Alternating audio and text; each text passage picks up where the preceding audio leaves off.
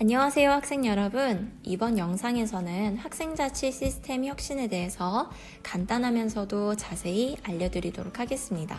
설명을 맡게 된 주민채 선생님입니다. 혁신이란 무엇일까요? 모든 공동체가 현재의 상황으로부터 단서를 얻어서 보다 나은 모습으로 개선해 나가는 것을 말합니다. 따라서 모든 혁신의 과정과 결과에는 정답이 없습니다. 또 공동체 구성원이 얼마나 관심 있게 참여하는지에 따라서 최선의 대안이 나올 것입니다. 하지만 지금 결정된 이 최선의 대안도 언젠가는 다시 혁신을 통해서 더 나은 대안으로 바뀌게 될 수도 있을 겁니다. 혁신의 대상은 두 가지로 나눌 수 있습니다. 사람과 환경. 사람은 환경을 적절하게 구성하고 오래 사용할 수 있게 유지하며 더 편리하게 사용할 수 있게 발전시킵니다. 그렇다면 둘 중에 더 먼저 혁신해야 할 대상은 무엇일까요? 네, 사람입니다. 사람을 현재보다 더 나은 모습으로 바꾼다면 환경 또한 바뀐 사람에 의해서 더 나은 모습으로 바뀔 수 있는 것입니다. 학생자치를 바꾸기 위해서 필요한 사람, 즉 교사를 혁신하는 방법에는 세 가지가 있습니다. 첫째, 교사의 학생자치 촉진 마음가짐. 둘째, 학생회의 촉진 교사단 구성. 셋째, 교육과정 협력 시스템 구축. 먼저 첫 번째, 교사의 학생자치 촉진 마음가짐에 대해서 먼저 살펴보겠습니다. 모든 교사는 공동의 목표를 가집니다. 바로 학생의 좋은 배움과 올바른 성장이라는 것입니다.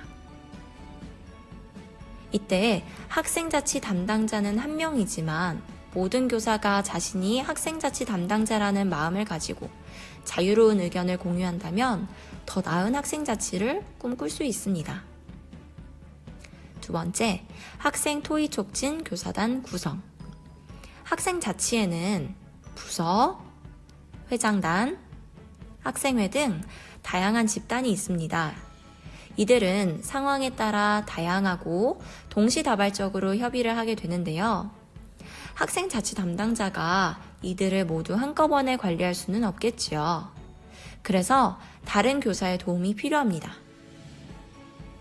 예를 들면 4학년부터 6학년 교사와 교과 전담 교사가 학생자치 부서를 맡아서 부서회의를 이끌어 나갑니다.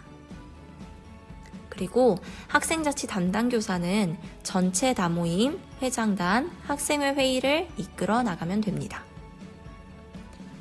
세 번째, 교육과정 협력 시스템 구축. 교육과정에는 교사들의 업무가 나뉘어 있습니다. 그런데 학생자치 부서도 이 교사들의 업무와 비슷한 내용으로 구성을 합니다. 그렇다면 교사와 학생이 같은 교육과정 업무를 서로 도울 수 있습니다. 예를 들면 놀이와 체육을 담당하는 선생님을 놀이체육부가 도와서 일을 할 수 있고, 놀이체육부가 행사를 기획하면서 어려운 점이 있다면 놀이체육 선생님께 도움을 요청할 수도 있습니다. 사람에 대한 혁신이 끝난다면 이어서 환경에 대한 혁신이 이어져야 합니다.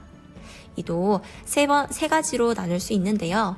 첫째는 시간에 대한 지원 시스템, 둘째는 공간에 대한 지원 시스템, 셋째는 예산에 대한 지원 시스템을 바꿔야 합니다. 첫째, 시간에 대한 지원 시스템. 학생자치가 활발해지기 위해서는 충분한 협의 시간을 확보해야 하는데요. 그러기 위해서는 매주 수요일 1, 2교시를 블록타임으로 운영하면 40분 중간 놀이를 이용해서 부서별로 충분히 협의를 할 수가 있게 됩니다. 두 번째, 공간 지원 시스템. 여기서도 학생 자치가 활발해지기 위해서는 소통과 협업의 공간을 확보해야 합니다. 학생회와 부서 활동을 할 수 있는 학생회 전용 공간과 모든 학생들에게 학생 자치 활동 소식을 전할 수 있는 게시판, 또 학생들의 여러 소리를 귀담을 수 있는 건의함을 마련합니다. 세 번째, 예산 지원 시스템. 자치활동에서 활용할 수 있는 예산을 가능한 만큼 최대한 확보합니다. 원래 정해진 학생 자치활동 예산에 자치 담당 선생님께서 다양한 사업의 예산을 더한다면 학생자치 협의, 행사 운영, 역량 강화, 자율 동아리 이런 다양한 활동 등에 넉넉하게 예산을 지원받아서 사용할 수 있게 됩니다. 네. 지금까지 학생자치 시스템 혁신에 대해서 알아보았는데요. 현재 학교에서 운영하고 있는 학생자치 시스템과 비교를 해서 참고해 볼 만한 내용이 있다면 바로 지금부터 바꿔나가는 게 중요할 것입니다. 이상으로 영상을 마치도록 하겠습니다. 모두 신나는 학생자치 하세요.